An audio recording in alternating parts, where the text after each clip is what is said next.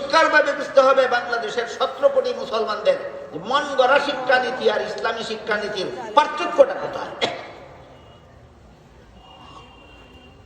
আল্লাহ পাক রব্বুল আলামিন পবিত্র কোরআনের সূরা রহমানের শুরুতে 3 আয়াতে 3টা কথা বলছেন। 1 নম্বর আর রহমান, এটা এক আয়াত, এর অর্থ হলো দয়াল আল্লাহ। 2 নম্বর আয়াত হলো আল্লামাল কোরআন, এর অর্থ হলো কোরআন শিক্ষা দিয়েছেন। 3 নম্বর আয়াত হলো খালাকাল ইনসান, এর অর্থ হলো মানুষ সৃষ্টি করেছেন। আর রহমান আল্লামাল কোরআন খালাকাল ইনসান, দয়াল আল্লাহ কোরআন শিক্ষা দিয়েছেন, মানুষ সৃষ্টি করেছেন। এখানে গ্রামারগত কিছু মজা আছে, যদি আপনারা বলেন শুনবেন তাইলে বলবো। আজকের বিষয়টা যদি আজকে শেষ না হয়, বাকি অসমাপ্ত বিষয় আগামীকাল বলবো, ঠিক আছে? এখানে মুফাসসিরিনে কেরাম একটা প্রশ্ন উত্থাপন করেছেন যে সূরা রহমানের প্রথম আয়াত যে আর রহমান, এটা তো উল্লেখযোগ্য একটা শব্দ, একটা শব্দ দিয়ে তো কোনো কমপ্লিট সেন্টেন্স হয় না, পরিপূর্ণ বাক্য হয় না। তাহলে এক শব্দ দিয়ে যেখানে পরিপূর্ণ বাক্য হয় না, এখানে এক শব্দ দিয়ে আল্লাহ পূর্ণ একটা আয়াত বানাইলেন কেমনে? এটা কেমনে হইল? এই প্রশ্নের জবাব দিতে গিয়ে মুফাসসিরিনে কেরাম লিখেছেন যে গ্রামারের সূত্র মতো যে বাক্যের প্রথম অংশ বিশেষ্য নাউন, এই বাক্যকে আরবি গ্রামারের পরিভাষায় জুমলায়ে ইসমিয়া। এমন বাক্য যে বাক্যের প্রথম অংশ বিশেষ্য, এই বাক্যের প্রথম অংশ বিশেষ্য, এটার একটা পারিভাষিক নাম আছে, এটা হইল উদ্দেশ্য। আর বাক্যের দ্বিতীয় অংশটারে বলে বিদায়। যেমন করিম খায়, করিম শব্দটা বিশেষ্য কিনা? বিশেষ্য। খায় শব্দের সাথে মিলিত হয়ে একটা বাক্য হয়েছে।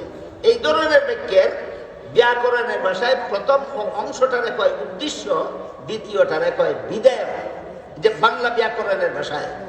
আরবি ব্যাকরণের ভাষায় এই বাক্যের প্রথম অংশটারে কয় মুক্তাদা, দ্বিতীয় অংশটারে কয় খবর। ইংলিশ গ্রামারের পরিভাষায় এমন বাক্যের প্রথম অংশকে বলে সাবজেক্ট, আর দ্বিতীয় অংশকে বলে প্রেডিকেট। কাজে আপনারা যে যে ভাষার ব্যাকরণ বুঝেন, সেই ভাষার বুঝার জন্য আমি 3 ভাষার উদাহরণ দিচ্ছি, শুনুন। মুফাসসিরিনে কেরাম লেখেন আরবি ব্যাকরণের পরিভাষায় আর রহমান শব্দটাকে আল্লাহ মুক্তাদা সাব্যস্ত করেছেন। পরবর্তী আয়াতকে খবরে আউয়াল, তারপর আয়াতকে খবরে সানি, তারপর আয়াতকে খবরে সালিস, তারপর আয়াতকে খবরে রাবে, তারপর আয়াতকে খবরে খামিস। এইভাবে প্রতিটি আয়াতকে এক একটা খবর সাব্যস্ত করে, সবগুলি খবরের জন্য একটি মাত্র মুক্তাদা সাব্যস্ত করে। প্রতিটি আয়াতে আয়াতে আল্লাহ এই সূরার শুরু থেকে শেষ পর্যন্ত প্রতিটি আয়াতে আয়াতে শুধুমাত্র রহমানের পরিচয় দিয়েছে। এখন যারা বাংলা ব্যাকরণ বুঝেন, তাদের পরিভাষায় আল্লাহ আর রহমান শব্দটাকে উদ্দেশ্য সাব্যস্ত করেছেন। পরের আয়াত প্রথম বিদায়, তারপরের আয়াত দ্বিতীয় বিদায়, তারপরের আয়াত তৃতীয় বিদায়, তারপরের আয়াত চতুর্থ বিদায়, তারপরের আয়াত পঞ্চম বিদায়। এইভাবে পুরো শেষ আয়াত পর্যন্ত প্রত্যেকটা আয়াতকে একটা বিদায় সাব্যস্ত করে, আর সবগুলি বিদায়ের জন্য একটা মাত্র উদ্দেশ্য সাব্যস্ত করে। এই পদ্ধতিতে আল্লাহ সূরার শুরু থেকে শেষ পর্যন্ত শুধুমাত্র রহমানের পরিচয় দিয়েছে। এবার যারা ইংলিশ গ্রামার বুঝেন, তাদের পরিভাষায় আর রহমান শব্দটাকে আল্লাহ সাবজেক্ট সাব্যস্ত করেছেন। পরবর্তী আয়াতকে সাব্যস্ত করেছেন ফার্স্ট প্রেডিকেট, তারপরের আয়াত সেকেন্ড প্রেডিকেট, তারপরের আয়াত থার্ড প্রেডিকেট, তারপরের আয়াত ফোর্থ প্রেডিকেট, তারপরের আয়াত ফিফথ প্রেডিকেট।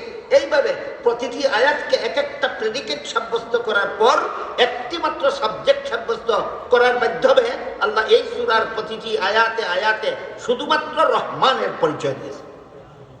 কোন ভাষার গ্রামার যারা বুঝেন না, এবার আপনাদেরকে বলি।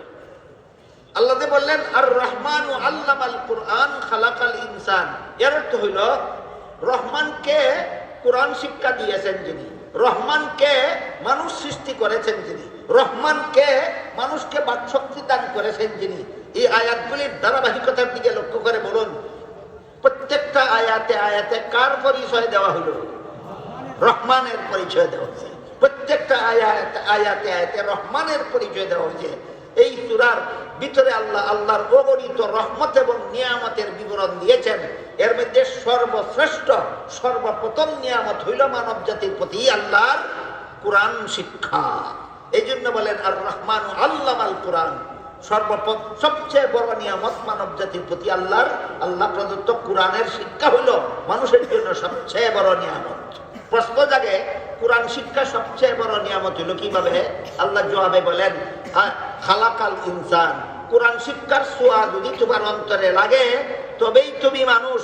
কোরআন শিক্ষার ছোঁয়াও যদি তোমার অন্তরে লাগে না, তুমি বড় শিক্ষিত হতে পারো, কিন্তু ডক্টর আহমদ শরীফের মতো জানোয়ার ছাড়া আর কিছু নয়। তুমি শিক্ষিত হতে পারো, তসলিমার মতো জানোয়ার ছাড়া আর কিছু নয়।